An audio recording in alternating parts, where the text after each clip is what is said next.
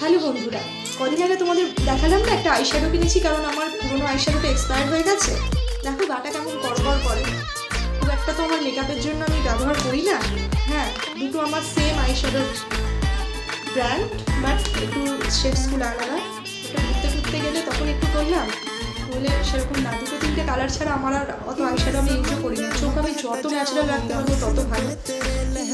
এটা না শুধু 6 মাস মতো আগে এক্সপায়ার হয়ে গেছে। শীতকাল আসছিল তো আমি ভাবছিলাম কিছুটা লিপস্টিক দিয়ে কাজ চালিয়ে নেবো, তারপরে আমি এটা এক্সপায়ারি হয়ে যাওয়ার পরে ইউজ করছি, যেটা করা উচিত না, কিন্তু গায়ে লাগছে ফেলতে। ওই জন্য যে চোখের জন্য তো এর থেকে বেশি রিস্ক নিলাম না।